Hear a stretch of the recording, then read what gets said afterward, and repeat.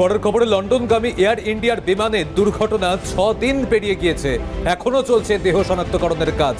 গত 12 তারিখ যে ঘটনা ঘটে আহমেদাবাদে, যে বিমান বিপর্যয়, 241 জন যাত্রী নিয়ে উড়েছিল বিমানটি। লন্ডনগামী বিমান AI-171 সেটি বিপর্যয়ের মুখে পড়ে। তারপর থেকেই দেহ শনাক্তকরণের কাজ চলছে, ডিএনএ নমুনা পরীক্ষা করা হচ্ছে। এখনো পর্যন্ত মিলেছে 177 জনের ডিএনএ, এখনো বাকি 64 জনের দেহ শনাক্তকরণ। এক্সপোস্ট গুজরাটের স্বরাষ্ট্রমন্ত্রী হর্ষ সাংভির। এখনো পর্যন্ত 177 জনের ডিএনএ সংগ্রহ করা হয়েছে, এখনো বাকি 64 জনের দেহ শনাক্তকরণ এমনটাই জানা যাচ্ছে, যার মধ্যে 241 জন নিয়ে উড়েছিল এই বিমান, 242 জন নিয়ে উড়েছিল, যার মধ্যে প্রাণে বেঁচে যান একজন। তারপরে এই 241 জনের যে দেহ, সেই দেহ উদ্ধারের পাশাপাশি সেই দেহ শনাক্তকরণেরও কাজ চলছে, যার মধ্যে 177 জনের ডিএনএ মিলেছে। কথা বলবো, রয়েছেন প্রতিনিধি ইন্দ্রাণী। 12 তারিখ এই গোটা বিপর্যয় ঘটে, তারপর থেকে দেহ শনাক্তকরণের কাজ চলছে। এখনো পর্যন্ত 177 জনের ডিএনএ সংগ্রহ করা গিয়েছে, বাকি রয়েছে 64 জনের। আর কি জানা যাচ্ছে, কি জানিয়েছেন ঠিক এক্সপোস্ট করে স্বরাষ্ট্রমন্ত্রী গুজরাটের?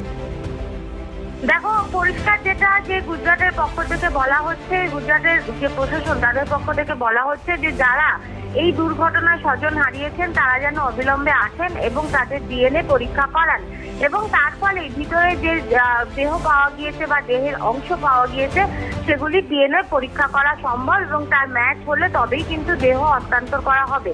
এখনো পর্যন্ত কিন্তু 241 জন যারা মারা গিয়েছেন বা এই ঘটনায় হোস্টেল বা হোস্টেলের আশেপাশে যারা মারা গিয়েছেন তাদের প্রত্যেকের দেহ শনাক্ত করা সম্ভব হয়নি।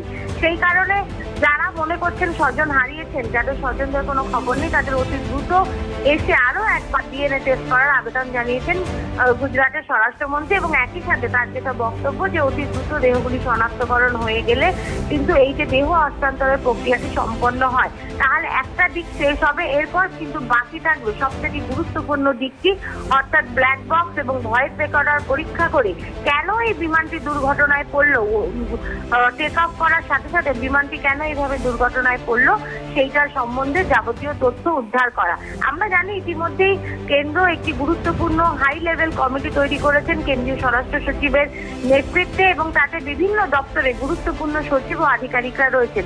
এই কমিটি যেমন কাজ করছে ঠিক তেমনই কিন্তু এই যে প্লেন সংক্রান্ত দুর্ঘটনা তদন্ত করার জন্য কেন্দ্রীয় সরকারের যে টিম আছে তারাও কিন্তু যে ডিজিসি এর দ্বারা যে তদন্তকারী সংস্থা আছে তারা করছেন, একই সাথে এনআইএ এই তদন্ত করছে, এবং সাথে গুজরাটের বিভিন্ন আধিকারিকরা এবং বিভিন্ন টিম এই তদন্ত করছে।